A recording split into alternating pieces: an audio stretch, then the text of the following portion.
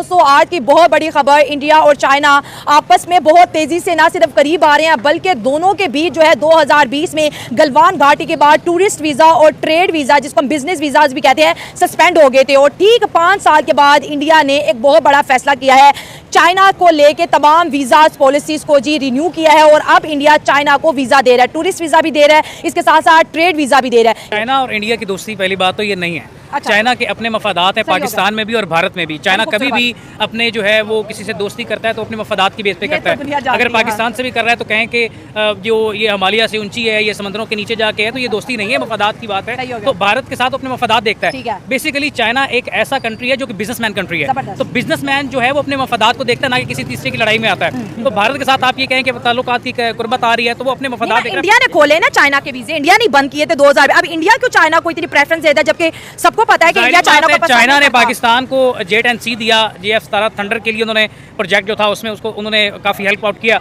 तो इसमें सीधी बात है कि वो चाइना चाह रहा है कि भारत को अपने नजदीक करे, पाकिस्तान को अकेला करे, लेकिन पाकिस्तान एशिया में अकेला नहीं है। पाकिस्तान कैसे अकेले? चाइना के तो बिलियंस ऑफ डॉलर यहाँ लगे हुए हैं, हमें क्यों चाइना सेट असाइड करेगा? चाइना नहीं करेगा, चाइना अपने मफादात देखता है, वो मैंने पहले बात कर दी। लेकिन भारत की कोशिश जरूर है। मोदी चूंकि उसका बड़ा नुकसान हुआ अभी हाल में, हमने उनके त्यारे गिराए और उनके जो राफेल जमी बोस हुए, पाकिस्तान का बयानिया पूरी दुनिया ने देखा। तो सीन ये है कि वो ये साफ जाहिर है कि वो तो फिर तो अगर पाकिस्तान ने उनके राफेल गिराए हैं और जैसे कि वजीर आजम ने भी बोला था तो इंडिया को तो डोनाल्ड ट्रंप ने बड़ी पॉजिटिवली बोला, इंडिया का भी दिल रखा, नाम नहीं लिया। नाम नहीं नाम क्या उन्होंने कहा प्यारे गिरे, दुनिया जानती है दुनिया किसके गिरे, नाम लेना जरूरी नहीं था, नाम देना जरूरी नहीं। बात ये है कि ये सारा करता धरता समझे ट्रंप का ही है। अच्छा, ट्रंप ने चाइना को और इंडिया को इकट्ठा कर दिया है। वाह क्या बात, ठीक है ना।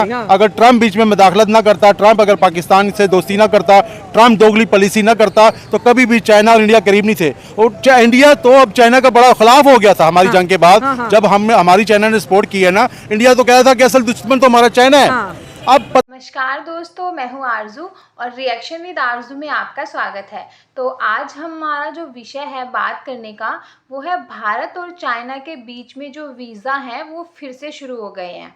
2020 में गलवान घाटी में झड़प होने के बाद भारत ने चाइना के लिए वीज़ा बैन कर दिए थे, लेकिन अब फिर से ट्रेड वीज़ा और टूरिस्ट वीज़ा वो फिर से शुरू कर दिए गए हैं और चाइना की तरफ से भी मानसरोवर की जो विज़िट है वो शुरू कर दी गई है। तो इस सब से लगता है कि दोनों कंट्रीज़ के जो रिलेशन हैं वो अच्छे होने लग रहे हैं, है ना। लेकिन इस बात से जो पाकिस्तान है वो काफ़ी परेशान है और वो कह भी रहे हैं कि भाई अगर लड़ाई के बाद भारत और चाइना उन दोनों में ट्रेड शुरू हो सकती है तो पाकिस्तान में क्यों शुरू नहीं हो रही। तो चलिए देखते हैं कि लोग इस बारे में क्या कह रहे हैं ना। अब देखें जो इसने अमेरिका, मोदी को ये पता था कि मेरे पीछे अमेरिका का हाथ है। हाँ। और मेरी बड़ी खिदमत है अमेरिका के लिए। हाँ। और अमेरिका मुझे बहुत पसंद करता है, मुझे अपने घर में दिवाली बनाने देता है, मुझे फुल सपोर्ट मोदी रखता है उसके लिए। बिल्कुल बहुत सब कुछ करता था। मैं बहुत ही उसको अपना समझता था। हाँ। लिहाजा इंडिया ने को ये जब उसने हाथ दिखाया तो लिहाजा उन्होंने कहा कि जब पहले भी देखे चाइना सुपर पावर है, ठीक है ना। अमेरिका के बाद कोई टक्कर है तो वो चाइना है। सही है, सच है, बिल्कुल सच। कोई रशिया नहीं है, कोई मुल्क नहीं है। मैं सबसे मेरा हिसाब से तो अब चाइना सुपर पावर है, अमेरिका भी 2 नंबर पे है। मगर लोग कहते हैं कि जी अमेरिका 1 नंबर है। अमेरिका के पास क्या है? जिसके मुल्क के पास कोई अच्छा इंसान सदर नहीं बना सकते। जो मुल्क अपना कोई अच्छा लीडर नहीं बना सकता, एक पागल दीवाने को उन्होंने सदर बनाया। पहले भी उसने मुद्दत पूरी नहीं की, लोगों को लड़ाया ट्रंप ने, ठीक है। अभी भी मैं समझता हूं कि उसको किसी ने लॉन्च किया है अमेरिका को नीचे गिराने के लिए। रशिया ने अपना बदला लिया है। अब वो लोग वार से बदला नहीं लेते, अब वो बदला ऐसे लेते हैं कि उसके मुल्क में मदाखलत करते हैं, सियासी मदाखलत करते हैं कि पागल दीवाना कोई लाओ जो हमारा काम करे, अपने मुल्क को खुद ही डुबो दे। अब तो ट्रंप इंडिया को डर है रशिया से तेल ना खरीदना, बहुत भारी जुर्माना करूंगा। भाई जुर्माना क्या करेंगे? अमेरिका की सिर्फ हथियार बनाने के अलावा अमेरिका क्या बना रहा है? ठीक है। ट्रंप की पॉलिसियां बड़ी खराब हैं, अपने मुल्क को उसने दिवालिया कर दिया है, खुद अमेरिका भी मकरूज है, ठीक है। अब देखिए ना, अमेरिका ने हर चीज तो चाइना से, छोटी चीजें तो बनाता ही नहीं है अमेरिका। सवाए असले के, जहाजों के, अमेरिका कोई चीज नहीं बनाता। आज अगर इंडिया और पाकिस्तान और चाइना अगर अपना मसनूआत अमेरिका को देने से इनकार कर दें कि भाई हम आपको ना स्त्रियां देते हैं, ना हम आपको जूसर देते हैं, आप खुद ही बनाओ, तो क्या वो जहाज छोड़ के अब फिर जूसर बनाएंगे? क्या वॉशिंग मशीनें बनाएंगे? नहीं बनाएंगे भाई, अब उनकी आदत पड़ गई है। लिहाजा अब इंडिया जो अब ये जो वीजा दोबारा बिल्कुल आपने तो अमेरिका का रोल बता दिया। अब देखिए चाइना और इंडिया के बीच जब 2020 में गलवान वाकया हुआ था, गलवान वैली, जिसमें चाइना और इंडिया के सोल्जर की आपस में काफी बॉर्डर पे लड़ाई देखेगी। चाइना कई 100 किलोमीटर इंडियन बॉर्डर में इन्वेड किया, बाद में फिर ये वापस भी चले गए और फिर एक फुल स्टॉप लग गया था। और कल इंडिया और चाइना को ऐसा लगता है 10-15 साल तक हमें वीजा इंडिया का नहीं मिलेगा, लेकिन एकदम से ट्रंप को उसकी औकात याद कराने के लिए इंडिया ने चाइना को एंट्री दे दी। इंडिया ने चाइना की डायरेक्ट इन्वेस्टमेंट भी अपने मुल्क में लेके आ रहा है। अब आपको क्या लगता है कि जो SCO मीटिंग होने वाली है, नरेंद्र मोदी क्या जाएंगे चाइना के शी जिनपिंग से हाथ मिलाने उस मीटिंग में? क्योंकि पाकिस्तान भी जाएगा, इंडिया भी जाएगा, व्लादिमीर पुतिन भी होगा वहां पर और शी जिनपिंग भी। बिल्कुल SCO मीटिंग में मोदी जाएगा। देखे क्यों नहीं जाएगा, उसने देखे कितने दिन हो गए हैं, रोजाना कभी उसके वजीर खारजा चाइना जा रहा है, उनके नायब सदर से मिल रहा है, कभी उनके वजीर जा रहे हैं, ठीक है ना, national security adviser Ajit Doval भी गए थे। मतलब सारे जा रहे हैं, दूसरा तीसरे दिन कोई ना कोई उनका चाइना जा रहा है। हालांकि चाइना से तो उनको बाइकआउट करना चाहिए था। जिस तरह उन्होंने कहा जी चाइना के जहाज ना होते, चाइना टेक्नोलॉजी ना देता तो पाकिस्तान से हम जंग जीत लेते, ठीक है ना, और चाइना हमारा दुश्मन है, तो फिर उसको क्या पड़ी थी। देखे कल के दुश्मन आज के दोस्त बनते। आजकल वो जंगें नहीं हो रही, अब ये जंगें भी सियासी हो रही हैं। क्या बात है, ठीक है ना। आज देखे ना, जब किसी ने कोई तजर्बा करना होता है तो अपने घर में तो कोई नहीं करता, वो बॉर्डर पे ही करता है ना असले का तजर्बा। जिस तरह अफगानिस्तान में 40 साल अपना सब पूरी दुनिया ने असला चेक किया, टेस्ट किया, इसी तरह चाइना ने भी उस टाइम जो घुसा था, इंडिया में घुसा था, वहां पे जो अपनी पावर शो कराई थी, उस टाइम चाइना ने अपनी पावर शो करा दी थी कि मैंने देखो इंडिया में कितना इलाका मैंने ले लिया है और मैं इसी तरह पूरी दुनिया को भी पता कर सकता हूँ।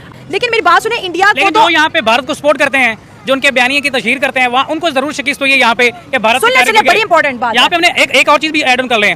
पाकिस्तान ने सिर्फ भारत को शिकस्त नहीं दी, उन्होंने इसराइली ड्रोन्स को शिकस्त दी है। वो तो मजाक की बात है। रूस के भी और फ्रांस की टेक्नोलॉजी के जमीन बोस किया है। पाकिस्तान की इंडिया से जंग नहीं थी, ड्रोन तो अवाम गिरा रही थी, वो तो बहुत बड़ा जोक बन गया था। पाकिस्तान की आर्मी गिरा रही थी, अवाम ने भी पाकिस्तान की आर्मी उस पर रिसर्च कर रही है, एक नए ड्रोन पाकिस्तान की आर्मी बना रही है।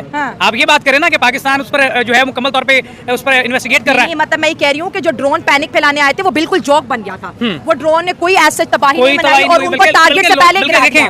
पाकिस्तान की आवाम उसको एंजॉय कर रही थी। यही तो मैं कह रही हूँ कि भाई वो तो जोक बन गया था। बच्चे खेल रहे थे ड्रोन के साथ, बड़ा इंपॉर्टेंट और आपके लाहौर में ड्रोन चोरी हो गया, 1 to 5 पे लेकर भागे। ये हाल हो गया ड्रोन के साथ हमने किया। ड्रोन वो कबाड़ की दुकान पे बेचने चले गए, कुछ ड्रोन वहां से भी पकड़े गए। अच्छा, बड़ा इंपॉर्टेंट सवाल है और इसी पे मेरा आज का टॉपिक मैं क्लोज करूंगी आपके साथ। देखिए, चाइना ने हमारी मदद की, पूरी दुनिया वाकिफ है। अब इंडिया को तो चाइना के खिलाफ होना चाहिए था कि भाई जंग में तो पाकिस्तान और चाइना ने मिलकर लड़ा है, लेकिन बजाय खिलाफ होने के वो तो एक वीजा खोल दिए।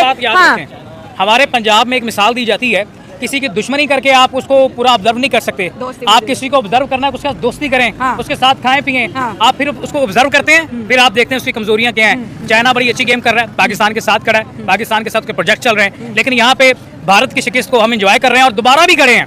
पाकिस्तान के बच्चा दोबारा खड़ा है कि भारत को इस तरह की नाअहली करे, इस तरह की शरारत करे, आउटस्टैंडिंग इश्यूज को रिजॉल्व करते हैं। सिचुएशन में हम देखें, हमने 3 दिन अटैक हुए, हमने कोई जवाब नहीं दिया।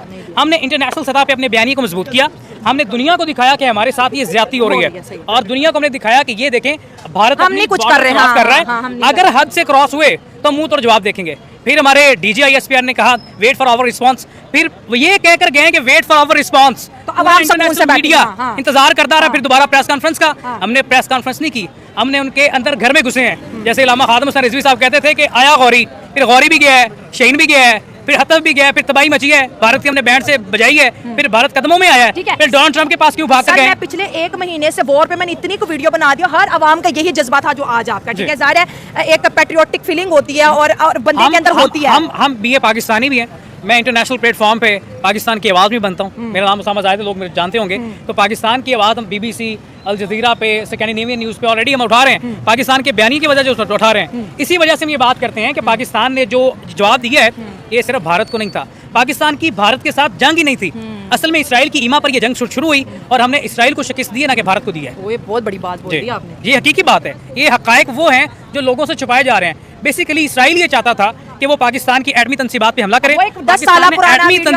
एटमी तंसीबात को पाकिस्तान ने प्रोटेक्ट किया और भारत के पीछे छुपे हुए इसराइल को भी शिकस्त दी है। मतलब कहीं ना कहीं इसराइल ने भी भारत को यूज किया। वो मुल्क अपनी इकोनॉमी पे काम कर रहा था, भारत को यूज होता आ रहा है। कभी चाइना के हाथों होने वाला है इंशाल्लाह, और पहले इसराइल के हाथों हो गया, फिर पाकिस्तान से पहले भी तो यूज करता है ना चाइना के लिए। भारत तो एक ऐसा कंट्री है जो एक टिश्यू पेपर है। नहीं सर, वो उनकी फ्री फॉरेन पॉलिसी, वो यूज नहीं होते हैं। सर वो टिश्यू पेपर से ज्यादा औकात नहीं है मैडम उनकी। भारत की टिश्यू पेपर से ज्यादा औकात नहीं है। कभी डोनाल्ड ट्रंप ने उन्हें यूज करके फेंक दिया, कभी इसराइल ने यूज करके फेंक दिया। ये टोटल भारत की औकात है जो कि अब खुल के सामने आ गई है। तो लोगों का कहना है कि भारत शायद पाकिस्तान को साइडलाइन करना चाहता है, इसीलिए वो चाइना के साथ हाथ मिला रहा है। दोनों कंट्रीज़ अपने अपने प्रॉफिट के लिए ही रिलेशन बनाती हैं एक दूसरे के साथ। जब दोनों कंट्रीज़ को प्रॉफिट होता है, यहाँ पर भी दोनों कंट्रीज़ हैं जो उनको अपने पर्सनल प्रॉफिट के लिए उन्होंने वीज़ा शुरू किया।